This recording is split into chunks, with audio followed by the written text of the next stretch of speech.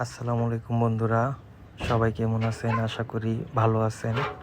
আজকে আপনাদের মাঝে আমি কিছু মুরগির ব্যাপারে কথা বলার জন্য আসলাম।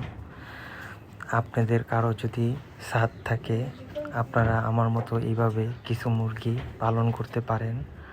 বাড়ির চাহিদাও মিটবে, ডিমও পাবেন এবং কি মুরগিও খেতে পারবেন।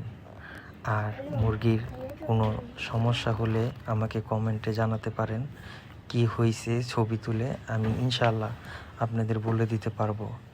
আর আমি নতুন ভিডিও বানাইলাম, অনেক কিছুই জানি না, ভুল বানতে হলে ক্ষমা করে দিবেন। এবং কি আমার যদি ভিডিও দেখতে চান তাহলে সাবস্ক্রাইব করবেন, লাইক করবেন, কমেন্ট করবেন। আশা করি আপনারা আমাকে সাপোর্ট করবেন। আর সবাই ভালো থাকবেন। আল্লাহ হাফেজ। আসসালামু আলাইকুম।